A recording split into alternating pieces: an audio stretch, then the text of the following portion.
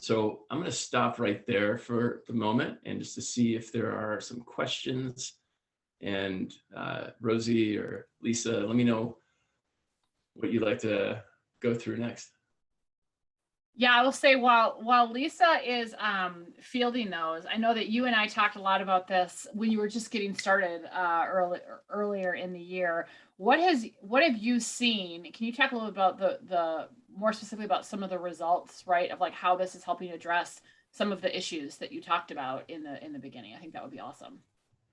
Yeah, and the thing that I think is most important is that these relationships are sustaining. This is not just like a one-off thing. Like, oh, I went to a training with a person, I met a cool person. The vast majority of the groups who go through our programs keep meeting. They're like, you're my people, and these are hard times. We need a place to like check in, talk about our work challenges, how we want to develop our careers. So for me, like that's the big result. That's what creates a culture of attraction. Is like, these are my people. I mean, that's what makes it really hard to say, yeah, I'll take a 30% pay bump to go work somewhere else when their people are at work. So that's the thing I think that I'm most inspired by. Now our clients are most inspired by intentional leave. Like, because so those numbers are coming down. Like, yeah, I don't want to leave. Like, it's not ideal that I'm working out of my dining room, but at least I got people I can talk to. And so, yeah, those are two things that I think are important. Oh, you're on mute. There we go. It would help. Isn't that the phrase of the last 18 months? Oh, you're on mute. Yeah. So while we're waiting, so please make sure to use the Q&A or chat to put questions in for Brandon. So let me ask you this. What has been the most surprising experience or outcome you have seen from doing this work with people? Well, yeah, I mean, I'm gonna be very careful how I state this. So white men are historically very resistant to opening up their hearts, their emotions. At least that's my experience. And oftentimes a lot of things get killed in terms of DEI, culture, learning, things that are more humanistic, because there's somebody who doesn't get it or like thinks this doesn't belong in the office. So one of the things that we consider when we bring these groups together is political affiliation. Because as you know, polarization is a huge issue. It's been a huge issue for 30, 40 years, but it's like fever pitch right now, right? We've got folks are talking about violence. I think like a third of Americans justify violence for political gain. It's bad news bears. So what I've seen is that people across political difference, specifically white men, are like, oh, okay, I see the humanity in these snowflakes and these liberal hippies, or I see the humanity in these folks who live on the other side of the tracks. And so that to me, like, it's what I've always wanted, living on the white side of the tracks. But it's really what so many leaders want, and so many team members want. Is like they want to be in a diverse environment. I was talking to a head of talent for a technology company, and she's like, white guys won't work here anymore. And I'm like, what? She gave out 2 offers to white guys, and their reasons for turning them down is it wasn't diverse enough. They didn't feel like they were going to have the diverse connection. And so there's other studies showing that like white guys actually want this, even though they're uncomfortable. They actually want to be in diverse environments with other folks. They don't want to. They get uncomfortable sitting around with a bunch of other white folks. So like that's where I get really excited. I'm like, okay, we can fulfill our purpose as a nation, e pluribus unum, life, liberty, pursuit of happiness, because all these beautiful white hearts are opening up and like starting to do life differently. Well, it is interesting because I think, you and I are sitting here, and obviously, you're male, I'm female, but we're both white, and, and very much being mindful of the privilege that comes with that. And what's so interesting is so many of my consulting clients is we're looking at their assessing their leadership bench strength and leadership development, and we're looking at their culture work, and we're just all the work that we're doing. And there's so many of them where I looked at them and I'm like, okay, you gave me candidates or you gave me people and they're all white men. And I'm like, seriously. And, you know, and, or I'm like, there's not even women in here. And it is amazing how much we just, regardless, like we default to what's comfortable, whatever that means for us, right? We default to, maybe I'm more comfortable around women or men or people who look like me or people who, you know, have their gender orientation like me, or have their socioeconomic status like me, or their education like me, right? And so, and there's a lot of judgment and a lot of assumptions, positive or negative, about, and so I just think, yeah, you talk about, you know, obviously we're all about rehumanizing, but we start to see our ideas of people rather than actually seeing the person, or we start to see the labels that either we've created or we were socialized to have or society created, rather than going, I see you. Right. Reminds me of that Avatar movie, right? I see you. Like I see you as a person, not, you know, you're right. I see you. So we have a question that comes from Carol.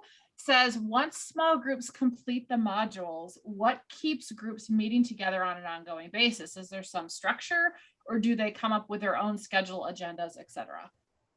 So it's the former. So once they've been through this kind of structured experience around skill development and purpose reflection and all that, they then have their own like subculture, and they say, oh, okay, let's, like a lot of times they, you know, when we do our post kind of qualitative interviews, like we just want to share wins, or we want a place where we can check in about what our work challenges are. And so they generate it themselves, and it's not the same cadence. So in our programs, it's like once every other week. It's usually like once a month, sometimes once a quarter. But they want to stay connected, and that's where this kind of the information transfer and the organizational intelligence web starts to get formed. It's always through that kind of that side conversation that's kind of related to your role. You're like, oh yeah, I heard this from so and so. Let's try it, or let's have a conversation with that department or that business unit. And so, it's like I said, it's very organic. But the thing that we need to remember as like people leaders, you know, culture consultants, all that kind of stuff, is that the old way of doing things is like, we're smart, they need skills, they need interventions, they need this. But when we activate purpose and belonging, we can kind of, we can trust people. They're going to create. The research shows it. They're 175% more productive and 30% more innovative. And so it's really a democratizing, a liberating force for a workforce. So people are like, they put in what's missing. They say, oh, well, that's not here. Well, let's put it in. That's not there. Let's put it in. And so it removes the burden from executive leadership and all the smart people to try to figure everything out and plan it out, like as if it's some kind of, you know, recipe off of. So it's, I would say that it makes it easier because now we can step back and create the conditions for individual and team flourishing. We don't have to like figure it all out ourselves, because people, once they become kind of intrinsically motivated and connected to each other and the organization, they just put it in. Yeah. So it's a beautiful thing. Well, you know, what I love about that is we regularly quote Margaret Wheatley, and that she says, you know, people only support what they've helped to create, right? And so it's, you're starting with a structure and creating a framework for people to, you know, a psychologically safe container for people to enter into this work, and knowing how to be in dialogue with someone who's different than you, and breaking some of those barriers. But then it's kind of the self-organizing, you help create it. Like what's the structure moving forward? It's not unlike, you know, different peer learning circles that might go on. Or what it reminds me of is I was thinking about, like, when I do the Dare to Lead curriculum with organizations, a lot of times the after effect is then there's just open office hours or learning sessions once a month where they come and talk, and like, what are you learning? And initially they might contract with me to lead a couple of those or just to be there. But then it's like, it's more of a safety net. And then it's like, you don't really need me, and which is good. Right. And so anyway, that's what was coming up for me is you think about in other programs we do or development, are we creating that structure and system for sustainability where ultimately it doesn't have to be this expert. It's really how are you fostering the capacity and capability versus dependability in Yeah. people who are going through this experience. Yeah. Amen. That's beautiful, Rosie. I love it. I love it. All right. Anyway, so again, you can use the chat or the Q&A function to ask questions for Brandon. He's a wealth of knowledge as we're sitting here. So Brandon, while we're waiting for other questions, let me ask you this. So if the people who are either here live or relying on this recording, if there was one thing that they could do to start to put some of these concepts into action at their own workplaces, what would you recommend? Yeah. So it all begins in conversation. It all begins with people feeling safe, whether that's one-on-one kind of peer mentoring, whether it's small diverse group learning. So whatever your 2022 priority is, like you have to have peer slash social learning involved. So an easy way to start is to create your own values activation program. And that's taking your top 4 or 5 values and setting up conversations with groups of people to explore them, what it means for them.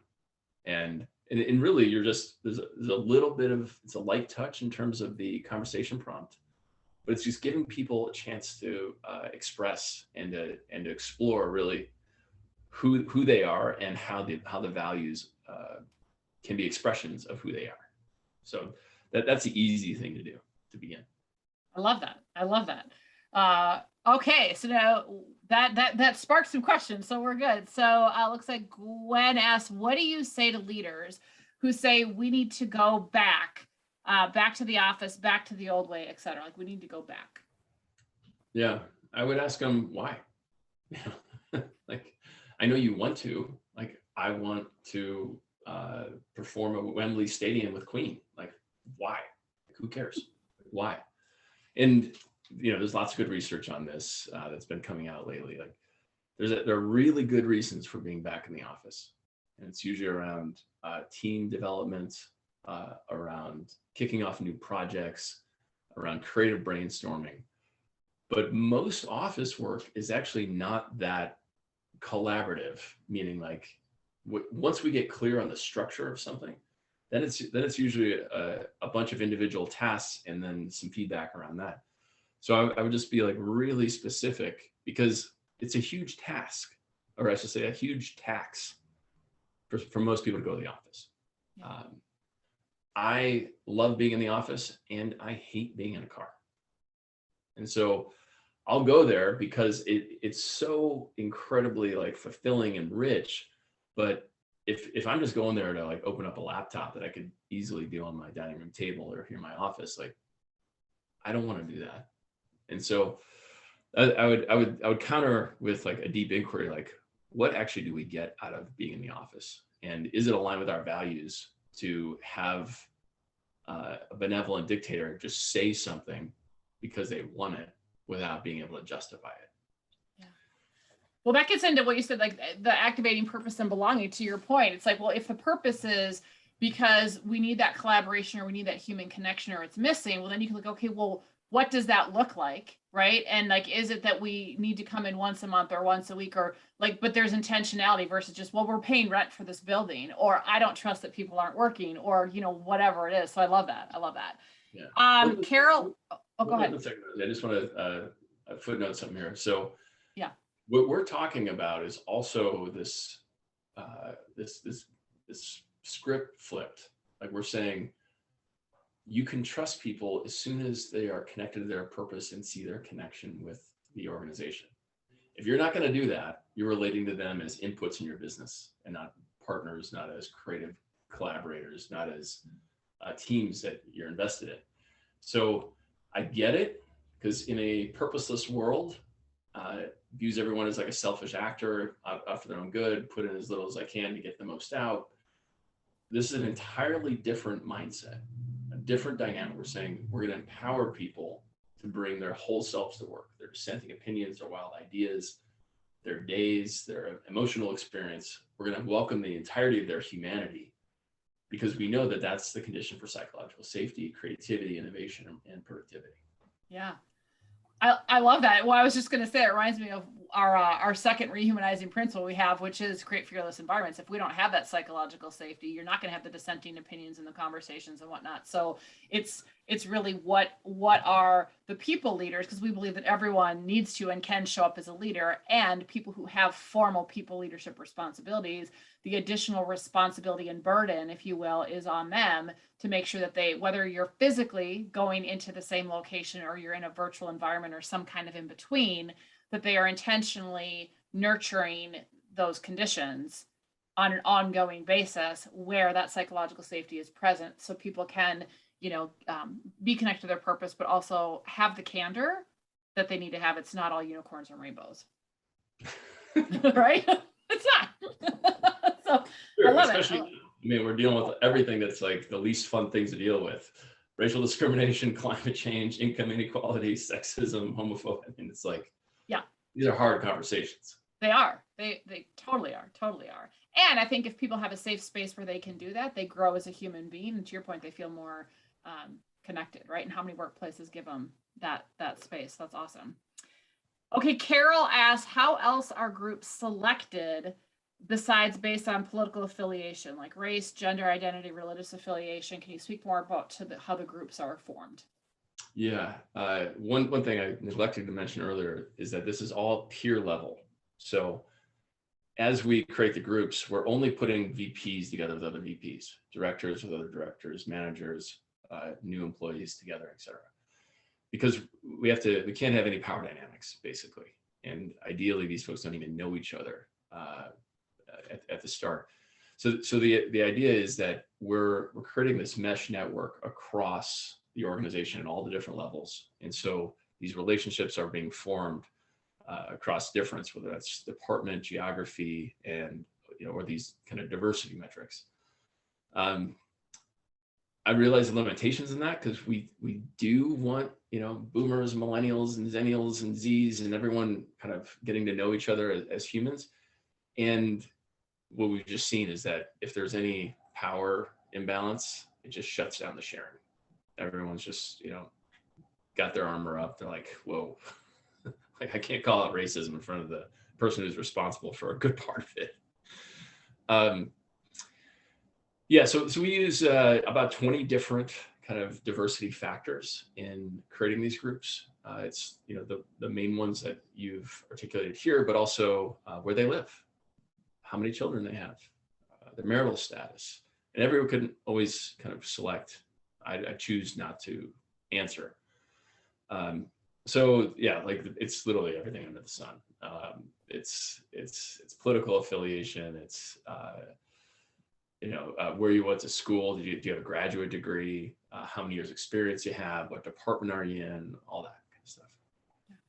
I love that. Well, and I think that even beyond this, what I have experienced when we've gone in and worked with some groups is that historically they have not paid as close attention to those power dynamics. That in an ideal world, it would be flat and there aren't those power dynamics, but the realization they are. And so, especially when you're doing work like this, if you're not really careful and doing your homework up front to find out what are the nuances you need to be aware of, and that, like, whether you're using a virtual environment or you're physically together, that these two people really shouldn't be with one another for like a partner discussion or a small group discussion, because that dynamic is there, or maybe this person actually shouldn't even be in this room or be in this session, because if we're really going to create this space, and a lot of times stuff falls flat, and in doing the due diligence afterwards, you find out that either the questions weren't asked or the inquiry wasn't done to pay attention. I think that's a really important point, because that comes up in a lot of different aspects of our work.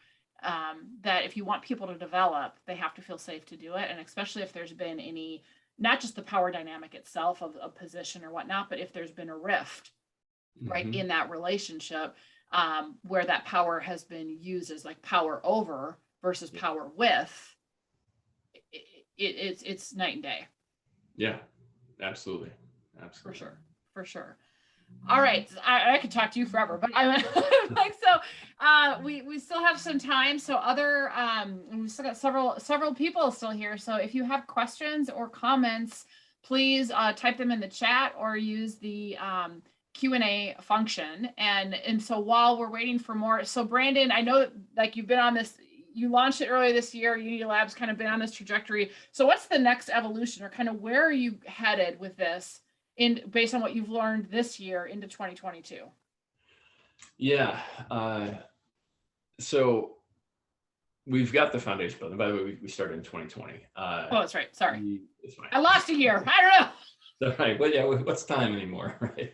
Whatever. So we've got the foundation, the programs, the clients, all that stuff. What is, I think the only real missing thing, and I'm not talking about just organizations, I'm talking about it as a nation, is a vision. Like, where are we headed? Because right now, at the level of the problem, the old Bucky Fuller quote, it feels intractable. Like almost 400 million guns, ammonium nitrate everywhere, climate doing its thing, the fall of our democratic institutions. Like if you don't have a sense of moral imagination, or if you don't activate that, it feels like dire, right? It's like, okay, yeah, maybe I can eke it out of my company, but we might have a civil war in 2022 or 2024. Like, what's something that's bigger than all of our problems that's going to be worth working together towards? And so, I'm spending my mornings every morning working with my writing team is on a book that's coming out in January that is an attempt to create that vision. It's called Purpose Work Nation. And the idea is that all of our key sectors of society are deeply imperiled. Religion and education in our neighborhoods are deeply segregated, and more so every day because of the economic pressures. Government, only 24% of folks trust government. That's down from like in the high 70s. And we've seen it. It's a gridlock, and there's a stack of awesome legislation just sitting there in the Senate as a paperweight. Like it, we know what to do. We have all the technology, all the policy, all the science, all the best practices, all the people, all the know-how. It's not getting done. So this might seem like an irony, but what the point that we make in the book is that only business can save this nation. The republic will fall unless business leaders, organizations heal the deep divides internally and take a stand for our purpose beyond the walls of the business. So that means e pluribus unum. Everybody gets to belong and feel connected to something larger than themselves, whether that's the organization's mission, their own purpose, the purpose of the United States. Life, liberty, and pursuit of happiness. Like, half of our people aren't making a living wage. They've got dehumanizing, undignified work. They don't have job security. They don't have enough hours. All these things businesses can fix. Business can rapidly improve national health. And, maybe they take a tiny haircut on the earnings, or the founders have to get a 10-foot smaller yacht. It's not that big of a deal. And so basically, like we're kind of taking on this messianic chapter in the nation, and hoping that Unity Lab and folks like Imperative and Ion can help fulfill on that, and that we can actually have a much more flourishing, much more equitable and sustainable future. But it's going to be driven by business. It would be nice to just elect the right people and have them do things, but apparently that's not working. It hasn't worked for a very long time. There's a great New York Times article looked at, okay, look at all these states with super majorities of Democrats. Why is still nothing getting done? It's structurally, systemically broken. And so increasingly, the task of national renewal, of healing our great divides racially, politically, falls on business. And so that's kind of what's next. It's like beating that drum of e pluribus unum and life, liberty, and the pursuit of happiness. Got it.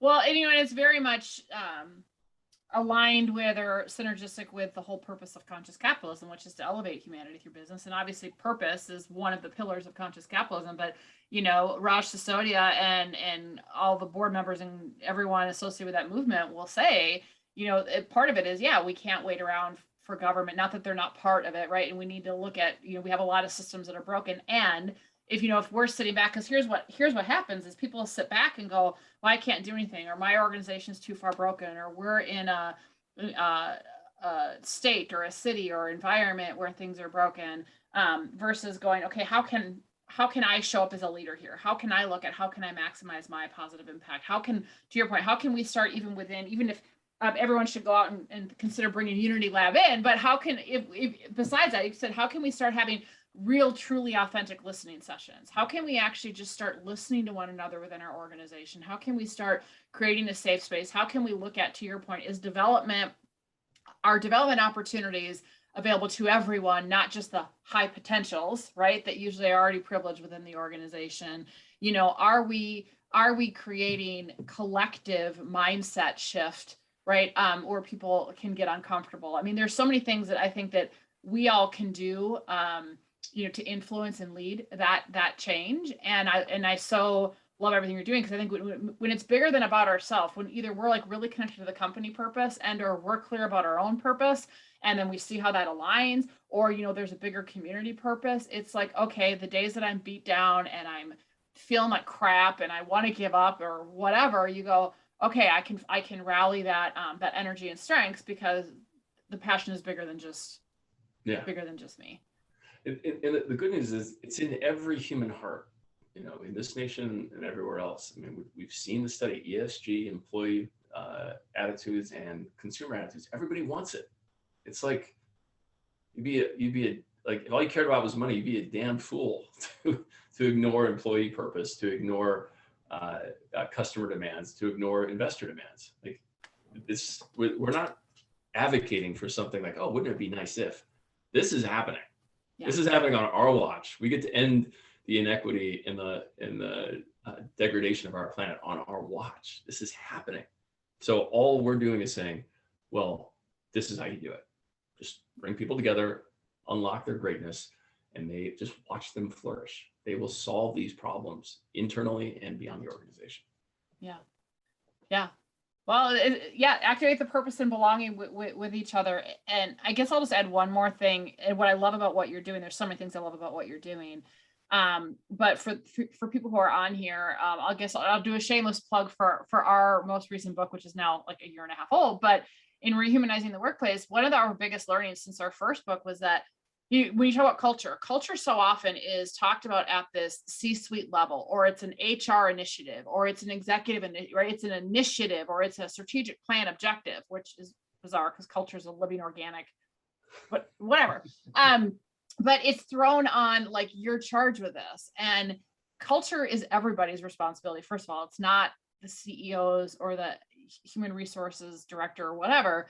So that's the first thing. But the other thing is that you think about the traditional approach to culture. It's, oh, okay, well, we're gonna rally people around our purpose and vision, and then we're gonna give people tasks to do. And it's very, like, a lot of times it's prescriptive, and it's not that people support what they've helped to create. And what we found through some of the programs that we've done at the team-based level, that's around what you're doing, but it's also giving them a common language of, self-awareness tools. How do they show up, right? How do they enter into this stuff?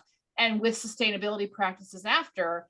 And what we found, it's like grassroots organizing, like what you're talking about. Momentum builds, and actually workplace culture starts to change one team at a time and grow from there. It's not a top-down thing. And I'm like, well, and it was such an aha for us, because we're like, well, it makes sense. Like, that's grassroots organizing 101, and culture and psychological safety ultimately reside at that team level anyway. So why would we think that we can approach culture from this big strategic, not right, but it's like, anyway, so I just love everything you're doing, because I think it can feel overwhelming for the people who might be on here. And it's like, what if you start with your own team, right? What if you start with your colleagues? What if you start with your neighbors? Like, if we can have that be that pebble and have that ripple effect, like, I just think of the difference we all could collectively make when we stop getting in our own way because it feels overwhelming.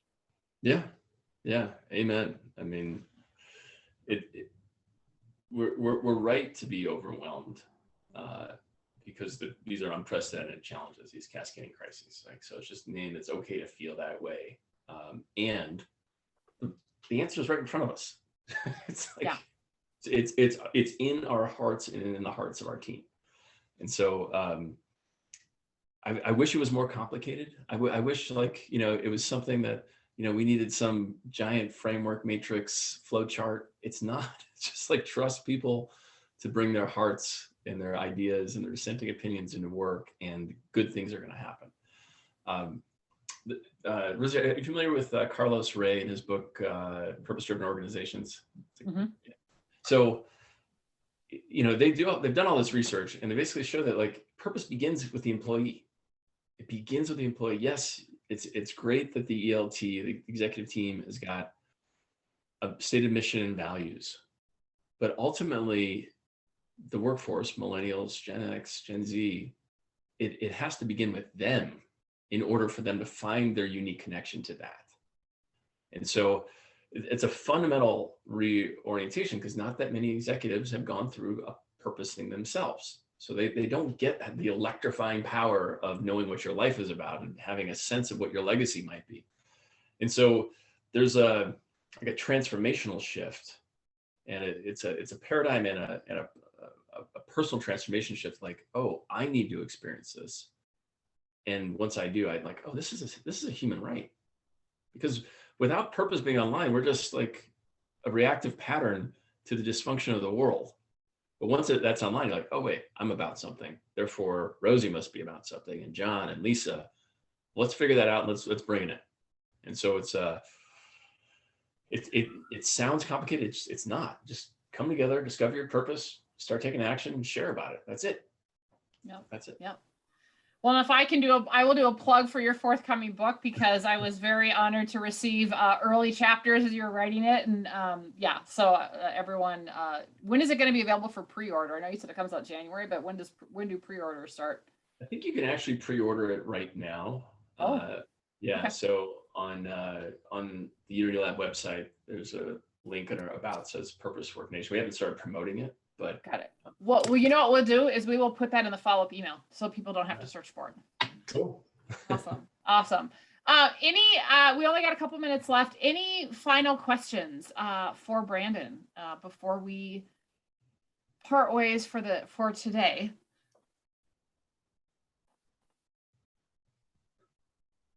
And while we're waiting to see if any final ones come through, any final parting thoughts that you would like to leave people with today, Brandon? I just want to share that there's nothing more fundamentally American than bringing a diverse group of people to achieve something. And it's what we did in World War II. It's farm aid. It's how we integrated schools in Texas and the South. We invented this.